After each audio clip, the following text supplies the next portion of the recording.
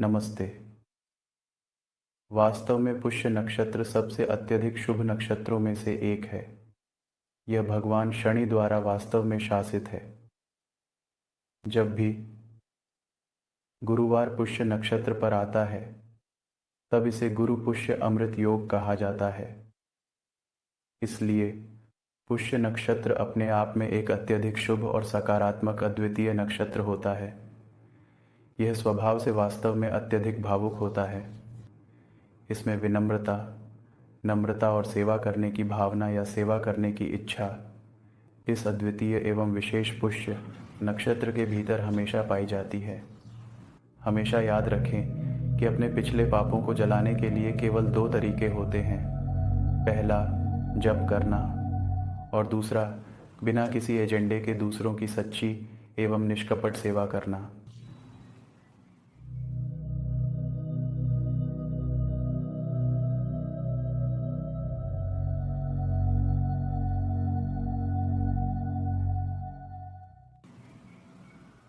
केवल दो बातें।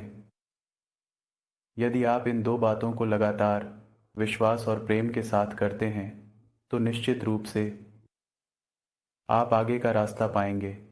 आप दुख में नहीं रहेंगे। और दिलचस्प बात यह है कि इन दो चीज़ों के लिए आपको किसी पैसे की आवश्यकता नहीं है। आपको केवल एक सुंदर दिल की आवश्यकता है।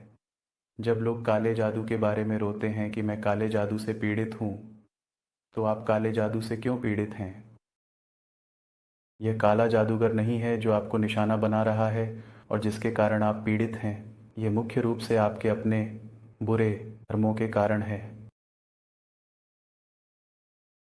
आपके अपने बुरे पिछले कर्म, उसी अतीत के कारण आप काले जादू के जादू के लिए एक आसान लक्ष्य बन जाते हैं।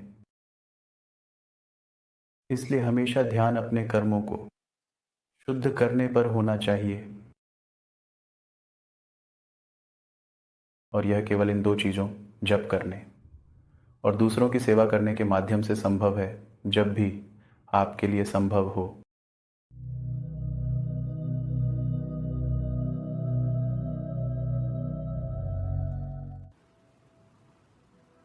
तो समाधान सरल है, लेकिन सवाल यह है, कौन सुनना चाहता है? और यही कारण है कि हमारे चारों ओर सभी ये दुख है। लगातार लड़ाई, लगातार विवाद। कोई ना कोई दूसरों को खींचने की कोशिश कर रहा है। कोई ना कोई दूसरों पर काला जादू करने की कोशिश कर रहा है। काले जादू के लिए ये लोग लाखों रुपए खर्च करते हैं, लेकिन अगर आप उनसे खर्च करने के लिए कहें, गरीब लोगों को खिलाने के लिए वे खर्च नहीं करेंगे। आप देखेंगे, केवल एक इच्छा को प्राप्त करने के लिए। वह इच्छा आपके दुश्मन को नुकसान पहुंचाने की हो सकती है या कुछ प्राप्त करने की हो सकती है। लोग अनगिनत चीज़ें करेंगे। वे एक काले जादूगर के पास जाएंगे, उसे हज़ारों रुपए या डॉलर देंगे।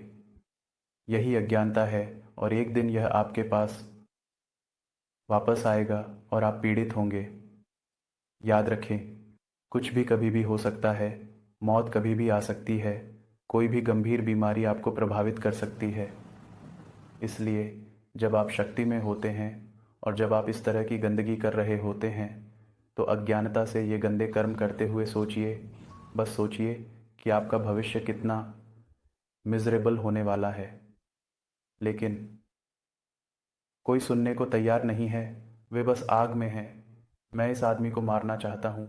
मैं इस औरत को मारना चाहता हूँ। मैं इस व्यक्ति को नष्ट करना चाहता हूँ। और फिर वे काले जादूगरों के पास जाएंगे और उन्हें हज़ारों रुपए देंगे।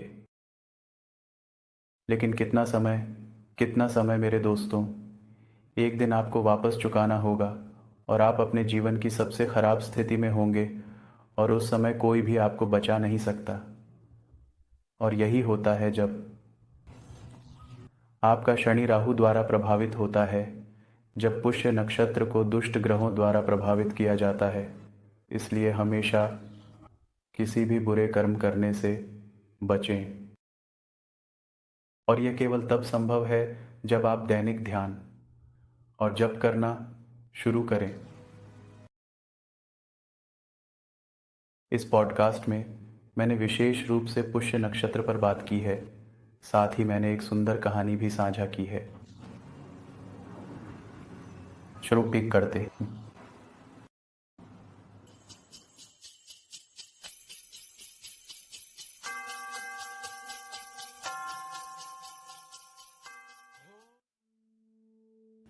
पुष्य का सार यह है कि व्यक्ति अपने घर व्यवस्थित करे। इस प्रकार भौतिक स्तर पर पुष्य एक आरामदायक स्थिर जीवन प्राप्त करने की दिशा में काम करता है, जबकि आध्यात्मिक स्तर पर वही पुष्य आत्म परिवर्तन और आत्म विकास की दिशा में काम करता है। दिलचस्प बात यह है कि शनि के तीनों नक्षत्र राशि चक्र के सबसे भावनात्मक और संवेदनशील राशियों में आते हैं, और वे 3 राशियां कर्क, वृश्चिक और मीन हैं। ये तीनों राशि चक्र की राशियां स्वभाव से अत्यधिक संवेदनशील और भावनात्मक हैं। कर्क, वृश्चिक और मीन का त्रिकोण या त्रिकोण मोक्ष त्रिकोण के रूप में जाना जाता है, जिसका अर्थ है वह त्रिकोण जो व्यक्ति को मोक्ष की ओर ले जाता है। शनि मोक्ष से जुड़ा हुआ है। मोक्ष तब प्राप्त होता है जब आप अपने सभी कर्मों के संतुलन से मुक्त होते हैं। कर्म संतुलन या प्रारब्ध पाठ का प्रतिनिधित्व भगवान शनि करते हैं। जब कर्म की बात आती है तो कर्म के 3 प्रकार होते हैं। संचित कर्म, जो आपके पिछले जन्मों का पूरा भंडार है। प्रारब्ध कर्म, जो आपके पिछले जन्म के कर्मों से बना होता है। फिर आता है क्रियामान कर्म, जिसका अर्थ है इस जन्म में आप जो दैनिक कर्म करते हैं। आप अपने प्रारब्ध कर्म या संचित कर्म के मामले में कुछ नहीं कर सकते, वे पहले से ही दर्ज हैं। आपको इसका भुगतान करना होगा। हालांकि आप क्रियामान कर्म के मामले में बहुत कुछ कर सकते हैं, और इसलिए आप जो भी उपाय रोज करते हैं वह केवल आपके क्रियामान कर्म की गुणवत्ता को सुधारने के लिए है। और सभी उपायों में सबसे अच्छा उपाय है नियमित रूप से मंत्रों का जाप करना, निरंतरता के साथ और गहरी श्रद्धा और प्रेम के साथ। लेकिन कौन सुनना चाहता है? लोग बस पैसे खर्च करना चाहते हैं और चमत्कार होने की उम्मीद करते हैं। वे इस तथ्य को भूल जाते हैं कि चमत्कार तभी होते हैं जब आप अपने ऊपर काम करना शुरू करते हैं, जब आप अपनी गलतियों को सुधारना शुरू करते हैं।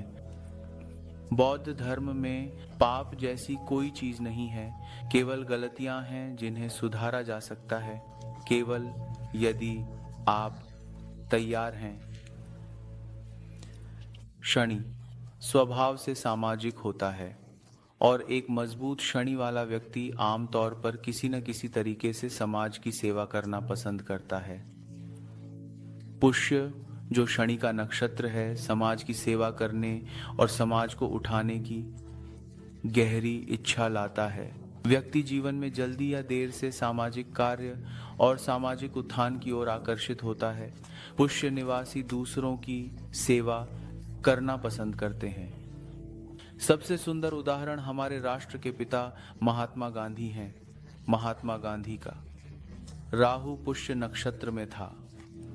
राहु बस उस नक्षत्र की विशेषताओं को प्रज्वलित करता है जिसमें यह स्थित होता है, और जब राहु पुष्य नक्षत्र में होता है तो व्यक्ति बहुत सेवा उन्मुख होता है, सामाजिक सुधार लाना पसंद करता है।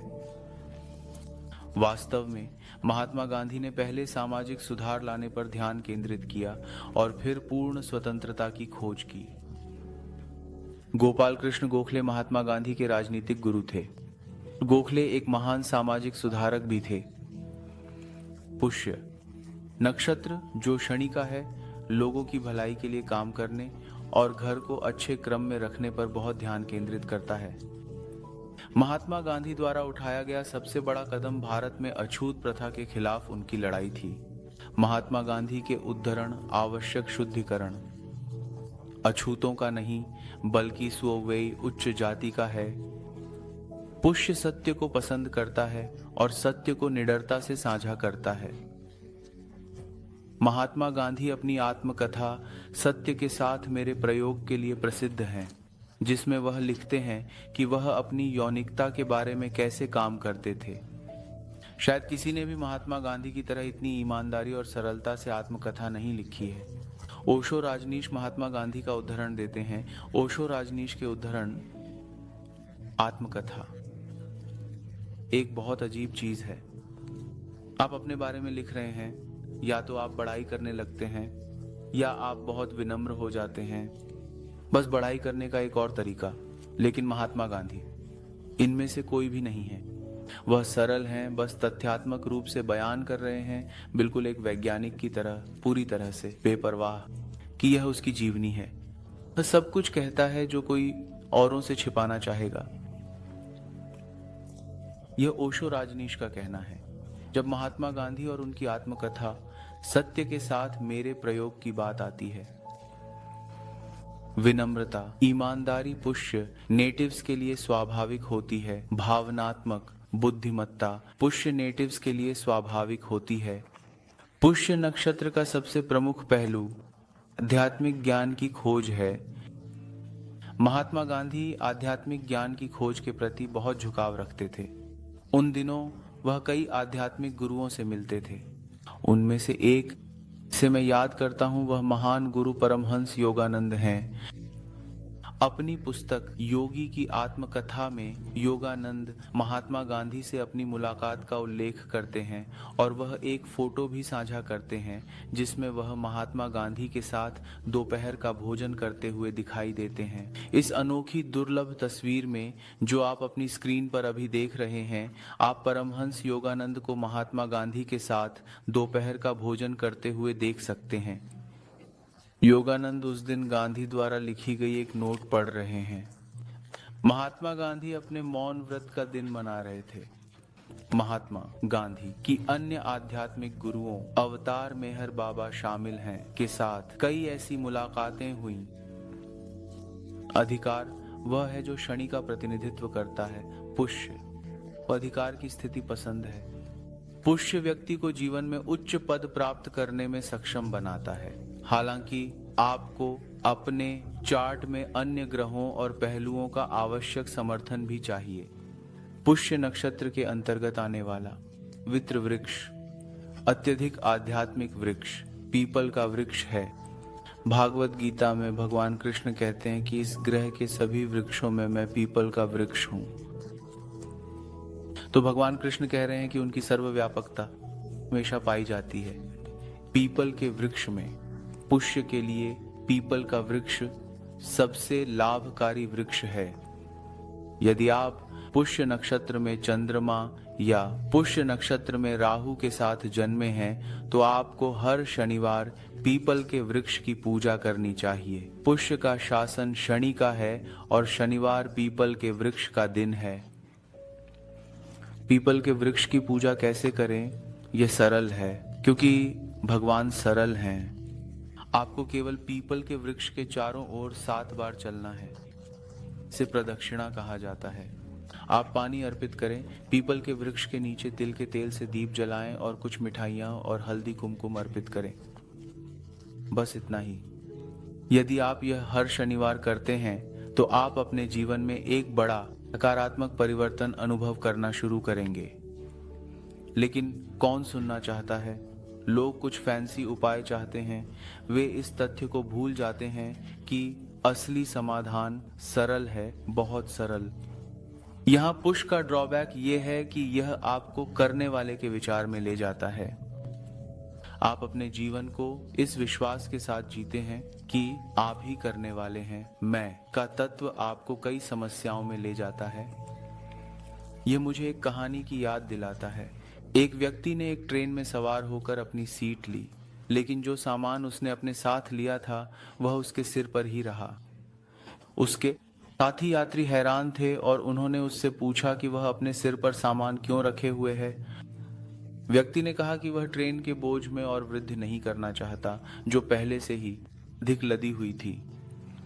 साथी यात्री अम्यूज थे और उनमें से एक ने उससे कहा, आप पागल आदमी लगते हैं। भले ही आप बोझ अपने सिर पर उठाएं, यह ट्रेन पर बोझ ही रहेगा। अपने सिर पर अनावश्यक बोझ क्यों उठाएं?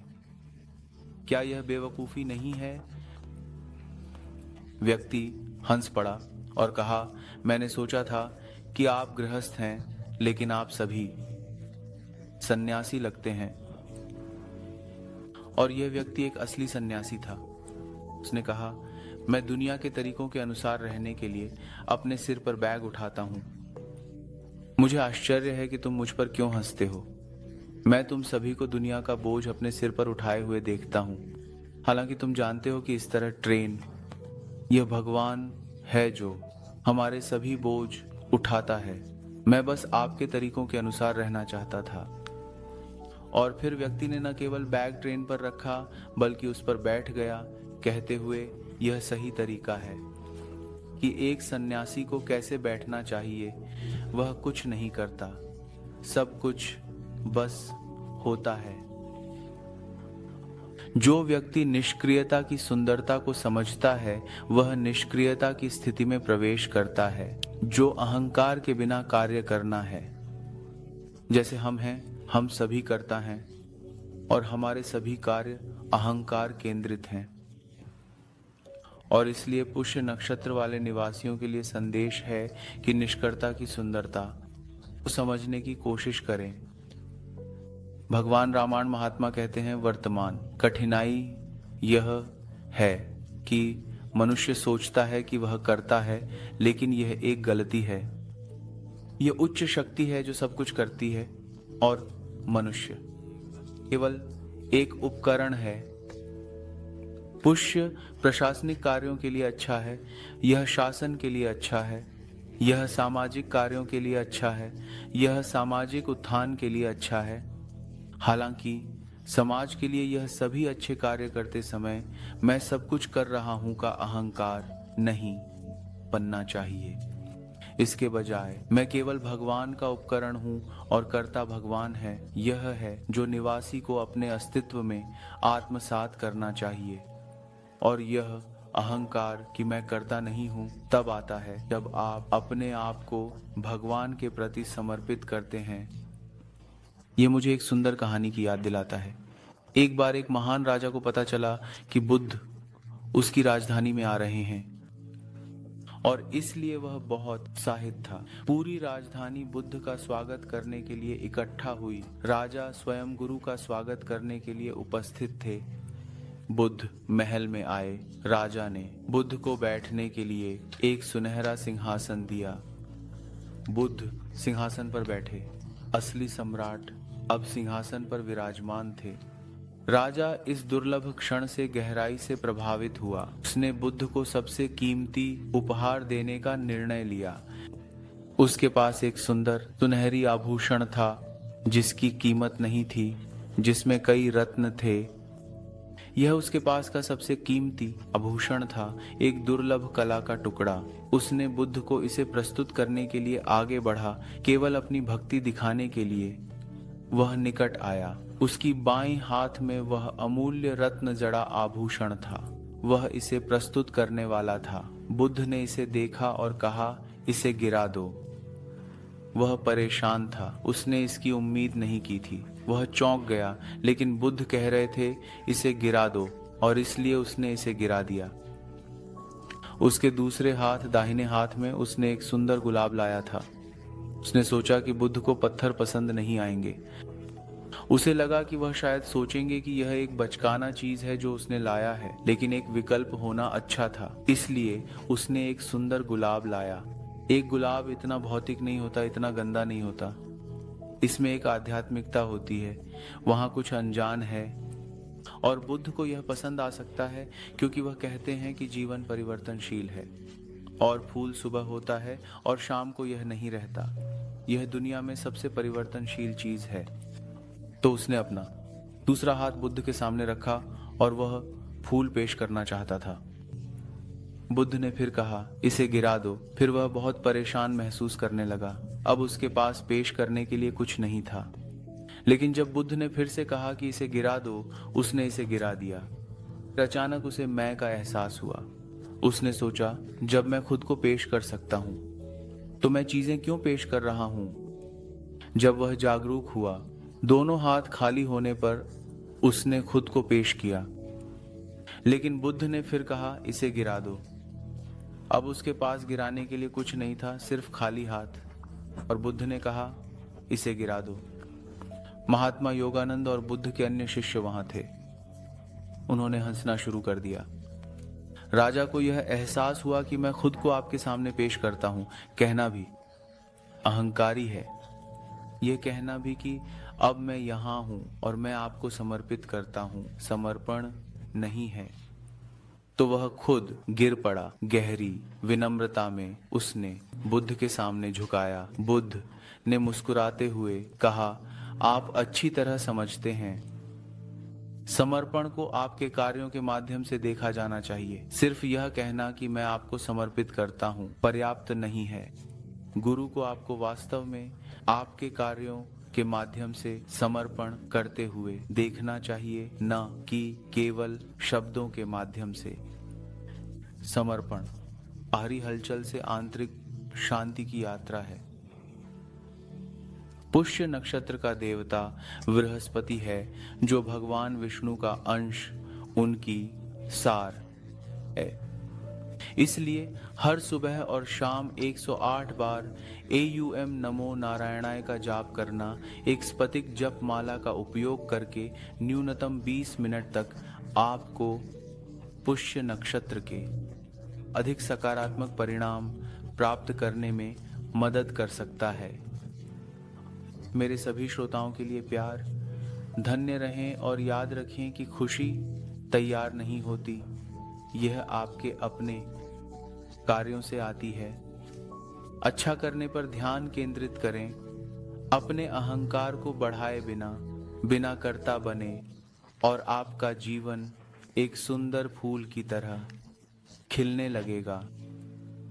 हर दिन ध्यान करें और जाप करें। जय श्री गांधी, जय गुरु।